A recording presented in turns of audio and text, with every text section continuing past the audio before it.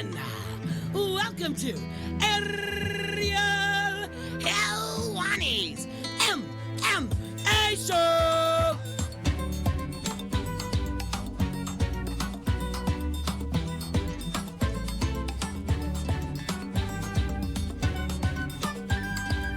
Post-show time on this Monday, November 26, 2018. A memorable day on the program, a memorable day here in New York City. Hi again, everyone. I'm Ariel Helwani. Welcome to the fastest-growing MMA post-show in all the land. And today on the program, on the real show, if you will, on the official show, we had Jon Bones Jones in studio. First in-studio interview on this program on, the many different variations of this program throughout the years, throughout the different ownership groups, throughout the different variations of the show. We've had one show that has been sort of consistent, but it's gone through many different iterations. Anyway, first time in 7. Yes, I said 7 years. I originally said 8, but it's actually 7. And we shall reminisce. In fact, the last time Jon Bones Jones was in studio on this program was the last time York Ric wasn't a part of this program. But he's a part of this program today, and he's sitting right next to me. Hello, York Ric. How are you? I'm doing well.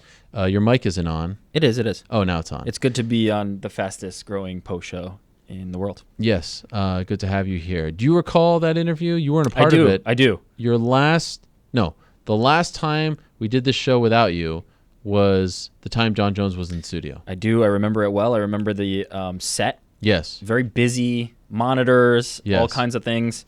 So let me paint the picture. Yeah, go ahead. It's 2011. We were just purchased. MMA Fighting was just purchased by SB Nation from AOL, and they said, we're going to continue your show. Awesome. I'm thrilled.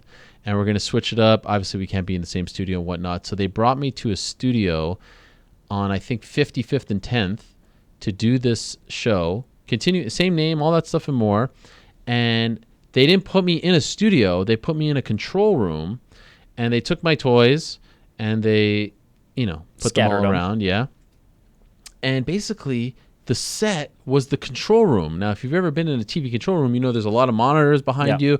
I've called it in the past the WWF Live Wire set because they would go to Mean Gene or someone in front of the monitors and say, oh, last week in Tuscaloosa, this and that happened. And that's what it felt like. I was sitting on a director's chair, I think. Right, there was no desk in front of me. It was a total mess. And, oh, by the way, in this total mess of a quote-unquote studio, Jon Bones Jones is stopping by. He's promoting UFC 140, which was happening that weekend in Toronto. It was a total mess. I remember Dan Miller was on the show. Ariel Celeste was on the show. Yeah. It was a who's who. It was a great – who else? I think Joseph Benavidez may have been on as well. But Jon Jones was in studio, and there were technical problems, streaming problems, all kinds of problems. And it was just a mess. I was so depressed. I thought the show was dead that night. Like, when I went home, I was like, all right, well, it was a good run. We did it for 2 years. We're dead. We're never going to do this. And then we moved. You came on board. You readied the ship, so to speak. I don't want to take all the credit. But you seized the moment, all that and more. But it's kind of funny to have him back. Yeah. 7 years later, a lot has happened in the last 7 years. We've had him on, but in person, yeah. 7 years 7 in between. Years. Unbelievable, right? What a journey he's been on. And we've been on too. That's true as well. I haven't gone to jail or done things like that. No. Neither have I. Well done. Yeah. Mazel tov. Well done. We did it. But I thought today was What'd you one think of the best. Jon? He was very, look, we've been doing this thing with Jon where we're trying to decide, is this the real Jon? Is this not the real Jon? Sure. Should he be the real Jon? That's always the conversation. And I think back to the last time I did a really long interview with him was when we were in Albuquerque, which interestingly enough, he didn't really remember, at least not initially. And I remember, if memory serves me correct, he said he was sober, that he was into marijuana, but not so much. Now he just really came out and said, I'm not sober, and I still drink, and I still smoke pot. To me, that was the most interesting part of all of this, because I think a lot of people were hoping that he would say that after what happened last year and what he's been through throughout his adult life. And in a way, like, I don't have a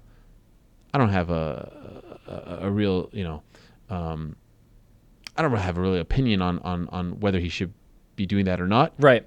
I'm just kind of surprised that he was that open Sure. with his current situation. I definitely, that part caught me off guard because I think the expectation is that he's supposed to be rehabbing himself. And I think the association with narcotics and alcohol and things like that would be something that most people would expect him to say, no, I'm completely sober. Like Smolka, who needs to be. Yeah, kind of funny to have those two interviews. He absolutely was in a place where he needed to be sober. I think Jon Jones, and I'm not surprised that he doesn't remember the last interview because I think there was so much going on and I think there was so much focus and attention and so much stress that he needed to handle and kind of bundle up in rehabbing his image that I don't think he remembers many of the things that were going on then because it was such a whirlwind that was kind of surrounding him. Today, he seemed like a completely comfortable man. He seemed like to me, the fact that he was so quick with his responses, felt so natural, felt like he was, just having a conversation was not the Jon Jones that we get sometimes. Now, sometimes, you get Jon Jones, the performer, who's acting for the crowd and performing. You get the Jon Jones who's, trying to portray a certain straight-laced image. This one felt to me, it's cliche and it's passé, as you said, the real Jon Jones. He felt as comfortable as I've perceived him from the outside. Now, you never know. That could be completely acted up. That could be completely something that he is summoning. But I thought he was as comfortable as I've seen him. And the sobriety thing was a perfect example for him to go that path where it's like, no, I'm completely sober. But it seems like he's tried that and it didn't work. And he's able to maintain this current lifestyle and keep himself in check, and he's comfortable with it. I'm happy he didn't lie. I felt the most real part of the interview wasn't even the part where he talked about his sobriety. I felt like it was the part that he talked about Daniel Cormier. That to me is when he feels his most comfortable because he knows what he did to DC. He knows in his mind how much better he is than DC. And I feel like he's able to just sit back and tell it like it is in his mind.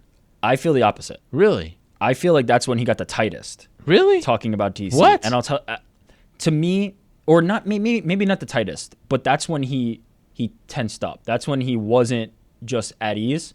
When you said, that DC acknowledges that he's 0-2 against Jon Jones, he could have said sure and left it was at that. Was I wrong? But no, I feel like he pretty much acknowledges that he's lost to him twice.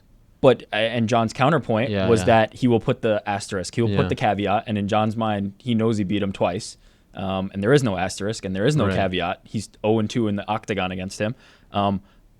Feeling that and feeling the need to express that to me was when he got the most. I don't know what the word is. It's not that he was uncomfortable. Tentative. Tight? Yeah, that something in him still feels some kind of way about it. Yeah. That he's not just blasé and relaxed and leaning back and in a different posture. That gets him a little bit really tight. And I like the that. Complete opposite. No, I sense that he can dismiss Daniel Cormier, verbally, but I think there's still something there that feels like he has unfinished business with Daniel Cormier. Interesting. Because I think he is sick of Daniel Cormier feeling like he has unfinished business with Jon Jones when he feels he doesn't. Right. So I think that gets to Jon. And Do you think they fight again? Yeah, there's no doubt. They have to. Yeah. How could they not fight again? I feel like it's going to happen in July. I could see Jon trying to delay it. Yeah, prolong it just to mess up with his timeline. Just to mess with DC. Yeah. Not because I'm not going to, Jon Jones is scared. Jon Jones doesn't want to fight. Jon Jones is, in my opinion, the best fighter on the planet. He's not scared of anybody. But I think he would mess with DC. I think he would prolong it just to drag it out and have DC get older and more upset about the fact that he's not fighting Jon Jones. Does it have to be at light heavyweight? Because I don't feel like it does. I'd actually prefer to see it at heavyweight. Did I say light heavyweight or heavyweight? You said it right. You would like to see it at heavyweight. Yes. I don't think it has to be, but I don't think there's any way Daniel Cormier wants it to be at heavyweight. I think Daniel Cormier wants to right his wrong at light heavyweight. I don't think now. Does Jon Jones? I mean, Jon Jones has talked in the past about fighting at heavyweight. Seems like now he's focused on reestablishing himself at light heavyweight, and I think he'll be able to successfully do that. But I don't think DC would want that fight at heavyweight. Not because I think I think DC would have an advantage at heavyweight. I don't think Jon Jones would be particularly at a disadvantage there, but I think DC is better at heavyweight. That's how I truly feel. Absolutely. I think he not having to manage that weight cut, the power translates. I think he'd be very good at heavyweight, but I think he is such a competitor that he will want that one back. The same way we've seen with any rematch. Conor McGregor wanted to fight Nate at 170. That fight did not need to be at 170, but because he wants to get that one back, that's where it is. I think DC will want it to be at light heavyweight. All right, well, I have plenty of time to talk about all that in the weeks leading up to 232. Yep. Yeah. You know, the numbers are starting to get a little murky. There's a lot of for me. events. A lot of events. I think I'm getting older, and my mind is turning into mush. But let's talk about this past weekend. Yeah. You disagree. I said this to you when I came in. I said it is very rare that there's a UFC card over the weekend, and that's not the top story on Monday. Sure. But Golden Boy was the top story. You disagreed. Or were you just being a contrarian for the sake of being? No, I mean, That was a top story. Top story, yes. I mean, it was the most covered, but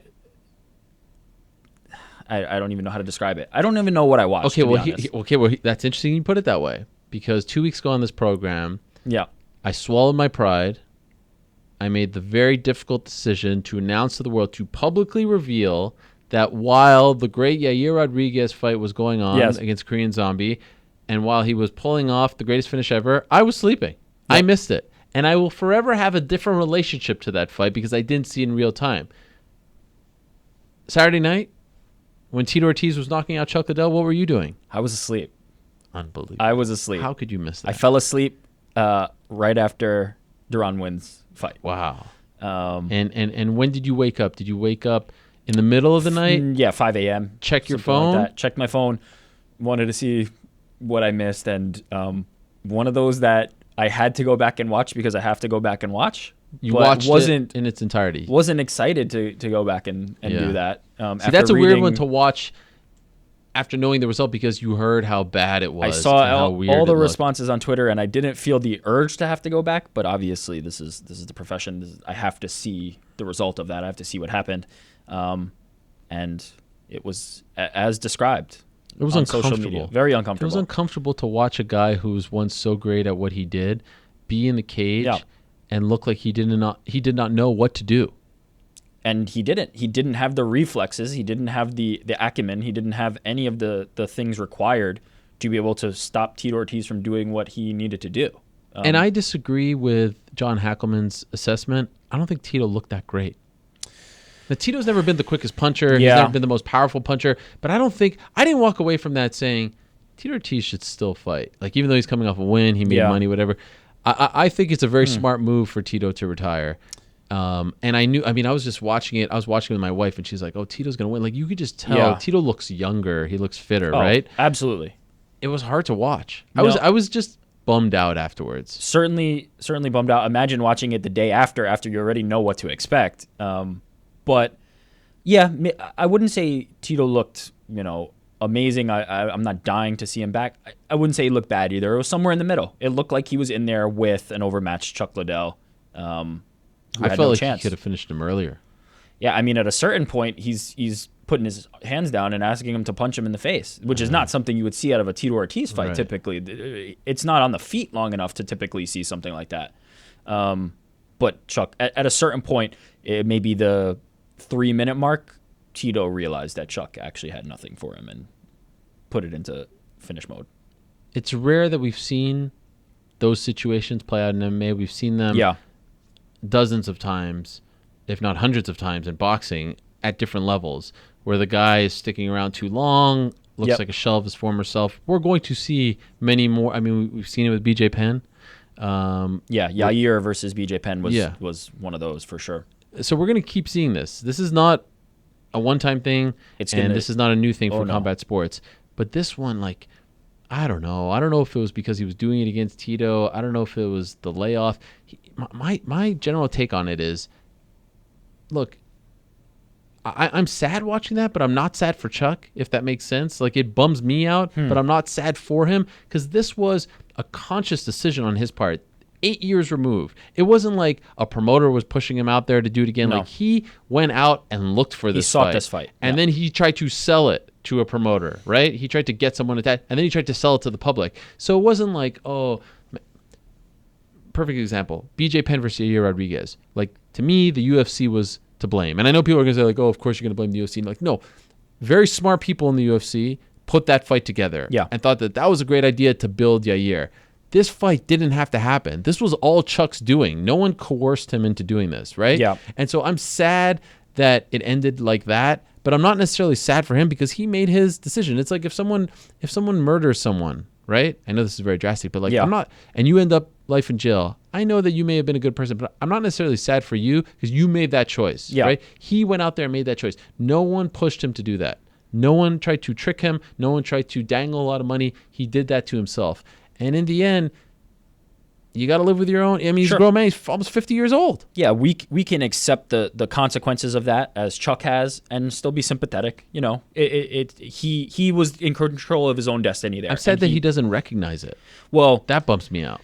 As you said, and not only will we see this again, we will see this more and more. As this sport continues to age, we will see a lot more of this as the fighters that we saw who were in their 20s and 30s are now entering their 40s and 50s. We are going to be seeing a lot more of this. The basis for this fight, though, the foundation of this was that these two were supposed to be here. Yeah. When in actuality, Tito's here and Chuck is here. Right. That's the Which problem. wasn't the case, right? When they were fighting in 2006. Yeah. Chuck was much better. That was an even fight, but not even in terms of skill, but in terms of diminished like physicality. Like Tito has kept, even, you know, after surgeries and all the things he's been through physically, has kept himself active and kept in shape here. Chuck is 8 years removed from that, looking fantastic in terms of physique. But when we saw the pad work, we knew that was not the fighter that was going to be there. And we're going to see a lot more of that. And it's unfortunate unless something drastically changes, unless there's a system in place for these fighters to be consulted and removed from these fights, whether it's the commission, their trainers, their families, whoever is in charge of that. It's impossible to stop them from making money or trying to make money, right? Because in no other walk of life, you know, even in basketball, right? Yeah. Amari Stoudemire is playing in Jerusalem. Is he really? He's playing in... Yeah, he's been there for a couple of years. So Stephon Marbury's playing in China, of course, right? I mean, you can't stop someone from trying to earn a living. In this particular sport and in combat sports, you have the athletic commissions who could say, we're not going to license you. Yeah. But there's always going to be someone who will. Or there's going to be a jurisdiction that doesn't have an athletic commission. Yeah. So there's always a way around it. In this particular case, it happened in California. And I don't necessarily want to blame California because I do think that California, and in particular the executive director of the California State Athletic Commission, Andy Foster, they are the gold standard. They really are. I did reach out to Andy Foster and asked him what he thought of it and asked him if he regretted licensing Chuck. I've not heard back from him. Sure. That may mean a million different things. But I do wonder if he regrets it. Yeah. And I do wonder if he regrets having it. Now, it's very California. easy to do in hindsight. Yeah. Leading into the fight, I didn't think that there was much griping. In fact, I saw much more griping about Israel Adesanya and Anderson Silva than I saw about Chuck Liddell and Tito Ortiz. Is that because it's young versus old, and in this case it was old versus old? This is what we were presented, but in actuality it was actually Tito was here and Chuck was here, unfortunately. Okay, this is a very nice segue on your part, I must say. There you go. I wasn't planning on getting into it, but let's just get into it here for a second. I am surprised at the outrage over that fight. I'm a little bit surprised, but I think there's a tendency, and this happens a lot, and we actually talked about this 2 weeks ago, interestingly enough, when a high-level grappler or a high-level striker comes into MMA from their sport, there is a tendency to overestimate, to overinflate their talent and think that they are so dangerous that they cannot be stopped, that they are inhuman in terms of what their ability is. And I think that is happening with Israel Adesanya. Amazing striker, clearly one of the top strikers that exists in the UFC. But let's be real here. Anderson Silva is not going to die, is not going to... Yeah, so why is everyone freaking out? It's an overestimation. It is this tendency to, Israel Adesanya is now the greatest striker who's ever lived. He's going to murder Anderson Silva. It's not the reality of what's going to happen. Certainly, I think Israel Adesanya is going to style on Anderson Silva. I think he's going to make that one look easy. He's not in any mortal danger. It's a fight. Anderson Silva is going to be fine. I don't think it's something to be up in arms about. I think it's a fine fight. But yeah, Israel Adesanya is going to be a big favorite, and he's going to win that fight. It's not any more than that. It's not any bigger a deal than that. Anderson Silva is older and will be fine. I'm very befuddled by the reaction. Sure. Because this is the fight game. This sort of thing, this exact thing happens time and again. Not only in MMA, not only in boxing, it's like Pro Wrestling 101. What happened there? Let me just okay. It's like Pro Wrestling 101. On the way out, young guy goes over. Yeah. Now in this case, they can't script it, but like this is not no. By the way, this isn't Yair versus BJ. I think this is significantly less offensive as a matchup than that was. So what would people prefer? Because and by the way, not for nothing, Anderson Silva, while he has been out for a bit, it will be 2 years in between fights. Yeah. He is coming off a win. Now I thought it was a pretty controversial close fight, yeah. and I thought Derek Brunson did deserve to win, but he is coming off a win. Yeah. So and not over like a bum. No, Derek Brunson is the last guy that Israel fought. Yes. And at that point he was on a massive streak, yeah. So I don't know, I'm surprised. Like that's what the fight game is all about. The young guy again. And Israel, how old is Israel, by the way? He's not that young. No, he's in his late 20s. He hasn't hit 30 yet? No, I don't think so. Let's see. He is 29. He is 29. Yeah, 29. Thank you for that. So he's turning 30 in July. Yeah, he's not the 21-year-old pup that's coming in to slaughter. I don't have an objection with the fight. My big gripe with the fight is that it doesn't do anything for Israel Adesanya. But what? Hear me out. He is somebody who needs to escalate, needs to continue to get harder and harder fights. If he wants to improve his MMA game. I'm not talking about the beating of Anderson Silva will not increase his profile. Certainly Anderson Silva is a matchup that will do that for him. This is a step down from Derek Brunson, in my opinion. I don't think there's any doubt there. This is a step down from Derek Brunson. This is a fight that will fill the gap. Competition-wise, this is a fight that will fill the gap so that when the title shot after Whitaker and Gastelum resolve their title fight, he will be able to insert himself into that conversation. You think he gets a title shot? I do. Yeah. I think this is perfectly setting it up for that. Unfortunately, well, Jacare has botched the big ones, and but I don't know what he's thinking. He told Guilherme Cruz, I'm going to wait. You're not getting a title shot. No, he needed to fight, and I believe he was offered Israel and should have taken it. But it doesn't do anything from a building higher and higher level. Now, we talked about this previously. Conor McGregor did a similar ascent, but to me, I think Israel needs to continue to climb that ladder and see tougher MMA competition. To me, this is not that fight. But look, he's going to get a big profile win if I'm picking the fight. He's going to make some good money, and then he'll he's fighting in Australia. A title shot. And it lines up well. And he's fighting on the same card as the middleweight title fight. Yeah, I don't have a gripe with the fight. I want to see Israel Adesanya's game advance because I feel like as he's taking these steps up, his game has raised a level, and I would like to see that to continue. This, to me, is going to be a showcase, and it's not going to add anything to his game. I just don't feel Anderson is that bad. Like, he's obviously not as good as he once was. Certainly. I just don't feel like he's that bad. No, well, I mean, he's taken some tough fights. He's taken tough fights, but he hasn't been embarrassed. Like, look at his last few fights. Derek Brunson won, but I remember scoring it in favor of Brunson. I think Cormier fight, which is a wash. A loss to Daniel Cormier. Yeah, but he took that fight on a week's notice. He's a middleweight. Yes. Bisping. Yeah. Some people thought he won. I thought he lost, but super close fight. Wasn't knocked out or anything like that. He pretty much finished Bisping in the third round. Nick Diaz. Yep. No contest, but a win. And then the two Weidman fights. Of course, he hasn't fought that much, but he hasn't been embarrassed in any of these fights. I agree. We're on the same page on this one. Yeah. Absolutely. I think this fight is fine. But where I disagree with you is I do think this is a step up. Interesting. Because it's a step up in stage. It's Anderson. Sure, the outside There's an aura things. there. So let's see how he performs. So it's look, Israel has been fighting for a very long time, both in kickboxing and now in MMA. He is getting better. Like, I was very impressed with his game against Derek Brunson, takedown defense and whatnot. But I feel like at this juncture, you have to be somewhat careful with him, especially because, let's be honest, not a lot of money is being made in the middleweight division right now outside of Australia. Like, they could go to Australia with Robert Whitaker, but, Chicago, these places, like, he's not a big draw. So you need to build someone up. Yeah. You need a fresh face. You need a dynamic personality in and out of the cage. He's that guy. Agreed. So now you have to be strategic. You put him in there against a Jacare. Now what are you left with? Jacare, who's lost to both of those guys. Yeah. So I like the fight. I think So the fight it's the makes right sense. move. I feel like it is the fight to make. If he wasn't going to get, like, I was reading all the comments. I was like, what? All these people. Well, what is the alternative? Jacare, is that the fight that? I don't even know what is the alternative. That was the fight. To me, that was the fight. This is the fight.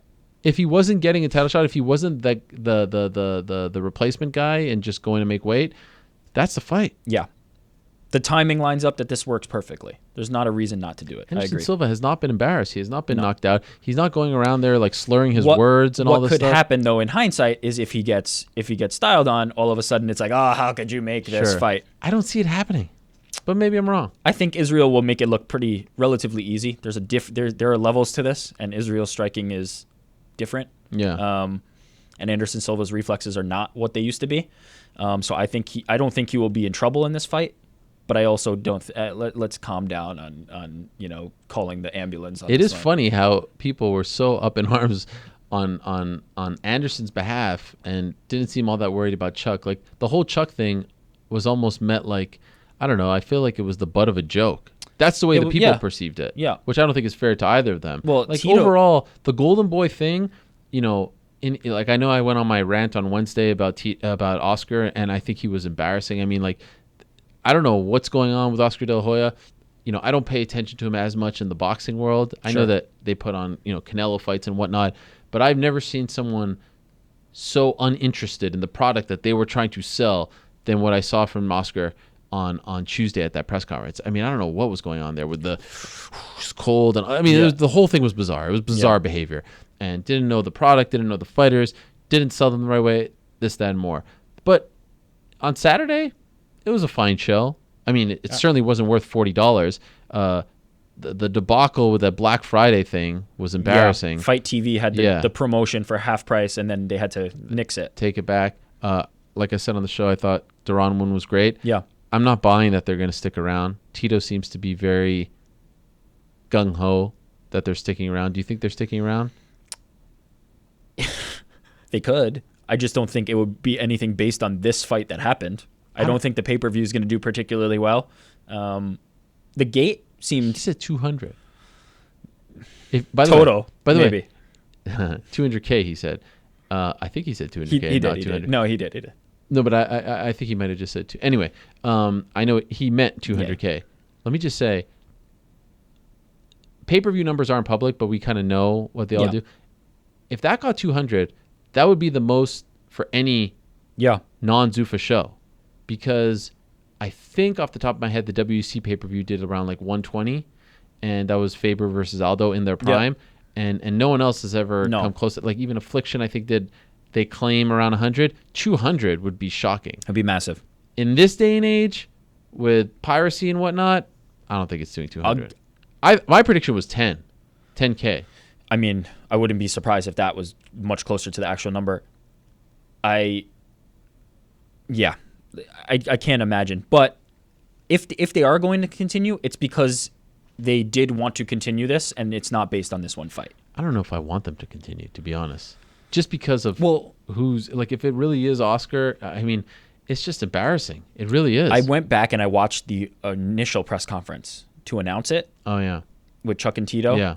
The one in Las Vegas, right? It was the same press conference. It was. Which is the startling part, because you would think you would have learned about these fighters and been able to tell a more compelling story, but it was the exact same press conference, and that was the indicator to me that nothing was, and also this whole thing that I want the fighters to make more and whatnot.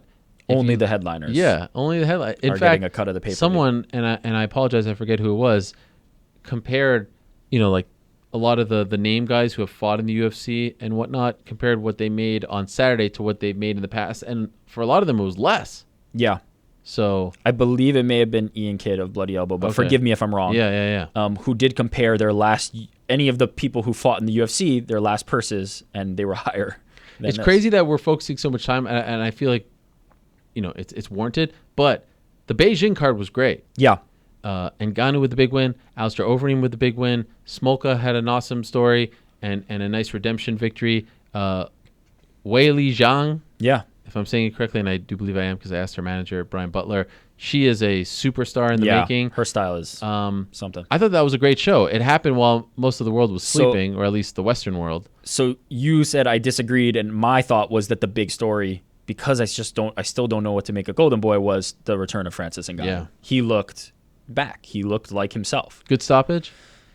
I could see it going longer, but that's, to me, yes, it could have gone longer, and yes, I think Curtis Blades would have wanted it to go longer, but to me, that was the beginning of the end. But I think you have to let the fighter try to fight out of it. So yes, to me, a little bit premature, but I don't think we would have seen anything different. That was the beginning of the end. When Francis hits people like that, it is over. Yeah. That is the end. And good for him. And I picked Curtis Blades going into the fight. I thought You picked him in a big way, right? I thought he would finish Francis. I thought he'd be able to drag him into deep waters. Now, certainly with the understanding that this could happen, this outcome, there's no doubt that Francis has game-changing power. But I thought Curtis would be able to avoid his power a little bit more, and he seemed to be going right into it. And that's not what you want to do against Francis. There's a lesson here. In this game, especially at heavyweight, shouldn't write people off this quickly. I felt like a lot of people wrote off Francis Ngannou after the Derek Lewis fight, which, by the way, he didn't get like smoked or embarrassed. He embarrassed himself. Both parties in that fight did not fight. That's what we saw. So, and then the other fight was he gassed out against Miocic. Yeah. Lest we forget, 11 months ago, he was almost decapitating Alistair Overeem. So I wasn't buying into the narrative that he was done, but there was no doubt. Like, this was a must win for him. He seemed gun shy, and this fight he did not. He seemed like he was ready to strike. And I like the slimmer Francis Ngannou. Sure. He looked great. He looked much better. He looked fantastic. Quicker. That was my thought coming out of the confident. weekend was I like to see Francis back. All eyes on me playing, doing the he just seemed comfortable. Yeah. Like in Vegas, it felt like the moment was getting to him. It felt like he was overthinking things.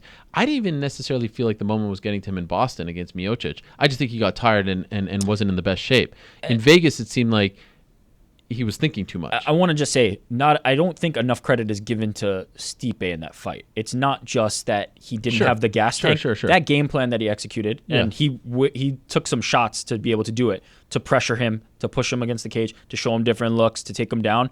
That was something that you need to do against a striker as good as Francis. That's the type of game that I don't think Curtis Blades has just yet, and that's why we saw. It's not as easy as you can just wrestle Francis Ngannou. You have to be able to also avoid the power shots and show him looks that make him not want to throw. And Stipe was able to do it, and Curtis was not. Yeah, what a win. I believe the best fight for him next is the winner of JDS versus Tai Tuivasa. He's focusing on JDS because, remember, they were supposed to fight in Edmonton. Yeah. I think that was, top of my head, wait, don't tell me, 2/15. Jake, confirmation, please. Yep, 2/15 in Edmonton last September. But he's not focusing on Tai. Agree or disagree? I think JDS is going to win that fight. Really? Yeah. Wow. In fact, that's one of my picks. That's the fight this weekend in Adelaide, Saturday to be exact, because there's two UFC fight cards. There's two UFC fight cards. I like JDS in that fight. I think it's a fave? little. Junior is -145. Tai is +125. Wow. Not surprised that it's close. I think this is a very major step up for Tai, a very big step up, and I think Junior is going to be able to avoid the power and get it done. Now, I love this fight. Tai has game-changing power. It's not dissimilar to what you have to be concerned about with Francis. He has that one-hitter quitter. Now, it's taken him longer to get some of the guys out of there, so I don't know if it's quite on that level, and that's why I think JDS will be able to weather the storm if he does have to. But I think JDS is actually one of the guys that you're talking about who's written off a little bit prematurely. At heavyweight, this is not a game where if you lose one or two in a row, all of a sudden you're out of it and you're shot.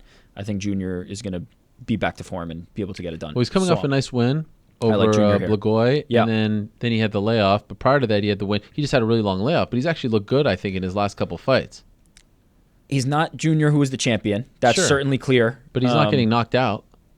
He could be winning. Yeah, he's showing patience. I think he's technical. I think there is still concerns with his game, but I think he will be able to beat Tai Tuivasa. That is where I ultimately land. Wow. Tai's dangerous, but I think Junior will be able to get it done.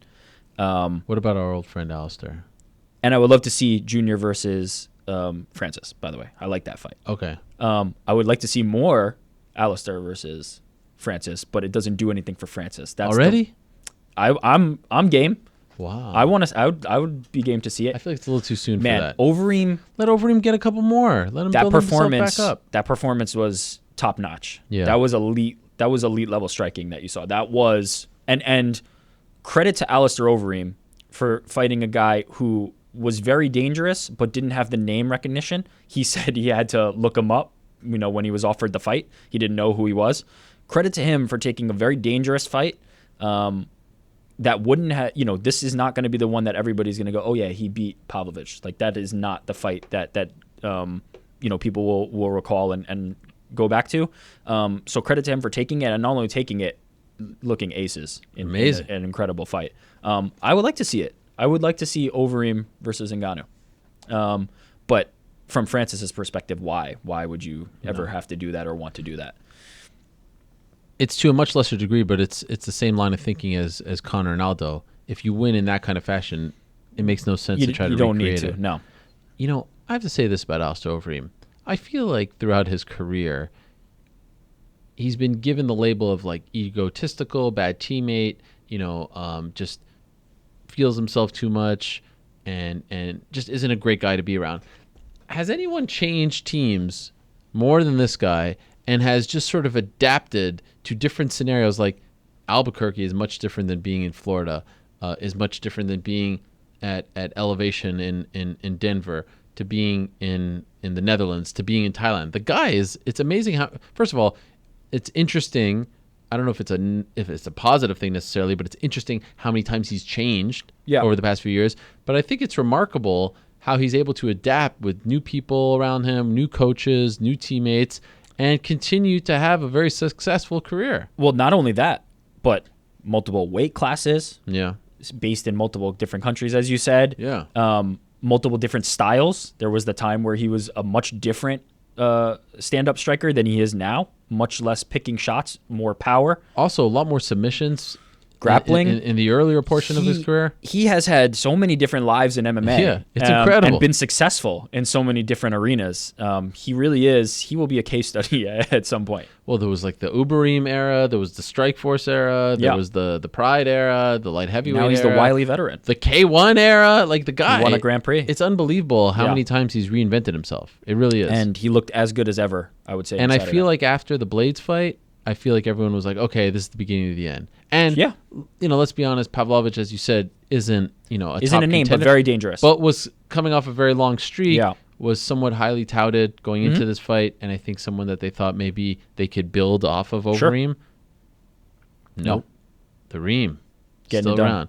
And it's more fun when the Reem is winning. I agree.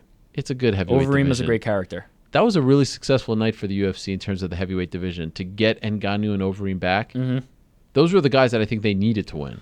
I don't think it's necessarily the guys they thought was going to win. Although Blades had some momentum. I think if he gets that win, you can push him.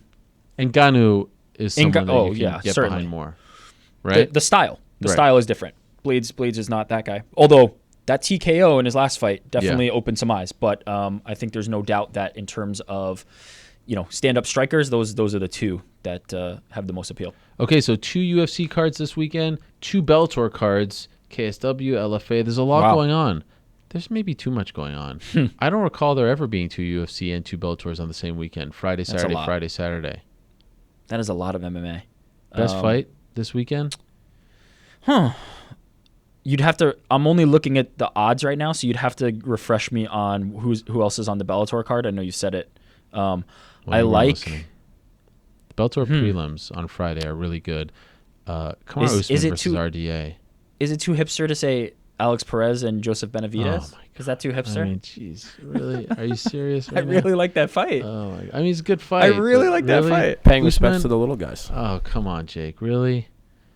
I mean, look. Perez, Benavidez? Is that even on the main card? You could say Usman and Dos Anjos, but I don't think that's a high level fight. I don't think that'll be particularly competitive. I think Usman is gonna cruise. Wow. In fact, okay, so who's the favorite? Usman is at the moment minus 275. Dos Anjos is plus 235. Oh. So I gave from the the fight that's headlined by Dos Santos and Dos Santos and Tuivasa, I gave Dos Santos. From the other card, I'm going Usman in a parlay with Tim Means. That's my other pick for that other card. Tim Means facing Ricky Rainey. He's minus 385.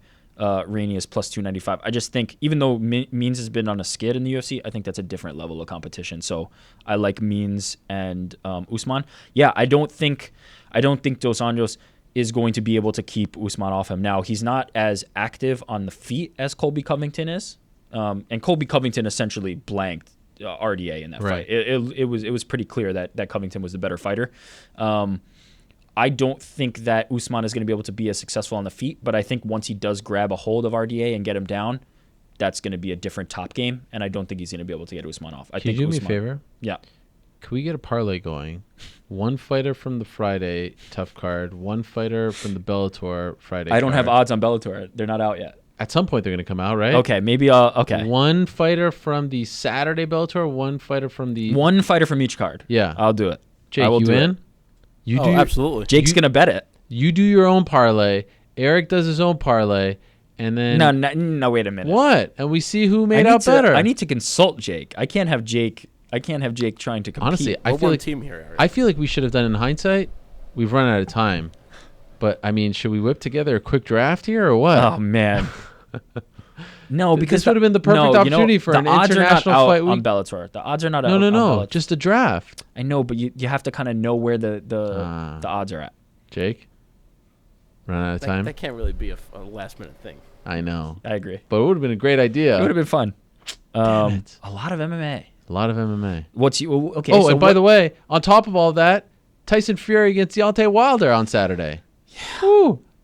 And we don't give them a lot of love. We don't give them a lot of shine. But KSW, the return of Mamed Khalidov after his long winning streak getting snapped, there's a lot going on this weekend. And I feel like it's all sort of. I don't even think you remembered that. I think it was Jake told me he didn't remember that there was any fight. Did you say that, like, you didn't know that there was UFC this weekend or something? I did say that. That's amazing. And by the way, I don't blame you. No, because I feel like it's just kind of, I mean, the tough. Finale. I was looking ahead to Toronto next week. Right. what about you? Your fight? Was it Usman Dos Anjos? What are you most looking forward to is Tuivasa JDS. Interesting. Yeah. I'm a big Tuivasa guy. JDS, Shogun versus Tyson Pedro. Yeah. That's another big fight for both of them. Lion and Lamb, That's older right. and younger Lion. Mark Hunt, last fight of the UFC. That's going to be his last fight. Yeah. Against Big fight for Justin Willis, friend of the program. Big Pretty himself. So yeah, there's a lot to like this weekend. There's some good fighting. Meanwhile, all I could think about is my wife is going away, and I'm going to be alone with all the kids, the dog, and everything, and I'm just kind of crapping in me jocks, as Connor likes to say. Crapping in me jocks. Crapping me jocks. Oh boy. So for all that. So if I'm not here on Monday, you and I'm Jake ready. just I'm ready. Put me on, coach. We got this. Yeah, and Jake, just stop talking about soccer, all right? It's too much soccer on the program. There was a big soccer game this past weekend. Jake got his first taste of MMA hate from the Twitterazzi, so to speak. However, the hate was that he talks too much about soccer. And I don't think we've ever actually said anything about soccer on the Everton show. Cup next year. It's unbelievable. Here it is, my Everton Cup. But yes, there's a lot. I wanted to do a whole breakdown of the Tiger Woods versus Phil Mickelson fight. Golfing match, yeah. Quote unquote fight, Matt. Well, they did the stare down and everything. That's true. They did like do a fake weigh-in or whatever it was. But we ran out of time. That was fun. I enjoyed that. I also like that. It didn't end up being as good as I thought it would be, but I also enjoyed it. Yeah. Well, the pay-per-view was a disaster. I was expecting. Well, yeah, they had to refund everybody, or Bleacher Report kind of led the refunds, and then everybody else kind of followed suit. I would have liked to see more wagering between them. I would have liked to see more spicing it up a little bit. That's because you're a degenerate. I'm a degenerate. But it was satisfying. It came down to multiple playoff extra holes. Yeah, that's right. So I was into it. Okay, we have run out of time, Mr. New York Ric. So Jake in the back over there is getting all out of sorts because he keeps telling me to rap. We're having a good time here, Jake. Someone's all right? gonna wrangle you two in. Okay, all right. So you can hit my music whenever you want, whenever your heart desires. It has been a fun day here on the program. In fact, when we left last week, I don't like to talk about who's going to be on the show well in advance because I'm superstitious, but I did drop a hint to both New York Ric and Jake saying that there was something in the works with Jon Jones. And I think we all kind of agreed that it was a long shot. The fact that it happened, I'm pretty happy about it. Not only that, but it was one of the better Ariel Jon Jones interviews. Who am I to say that? You can say that if you want. I don't feel comfortable saying that. Anyhow, I want to thank all our guests who stopped by today. Thank you very much to the great John Hackleman. Wow, we could do a whole thing just on John Hackleman, just coming out there. Yeah. He's always been one to shoot straight, if you will. But I thought it was really interesting to hear him say now he's going to actively try to get him to stop, and that he regrets not being more vocal. His lack of involvement said everything. Yeah, it really did. After being by his side for so many years. Thank you very much to Francis Ngannou. Congratulations to him. Thank you very much to Alistair Overeem. Congratulations to him. Thank you for coming in studio, Jon Jones and Carlos Silva. Good luck to Carlos and the PFL crew on December 31st. Congratulations to Luis Smolka on a massive win on Saturday. Thank you very much to Tito Ortiz. Congrats to him. And congrats to Mini DC, Deron Wynn, for his big win on Saturday. Back next week. By the way, if you missed anything, check it out. iTunes, Stitcher, YouTube, all those places and more. Until I say peace. I'm out of here.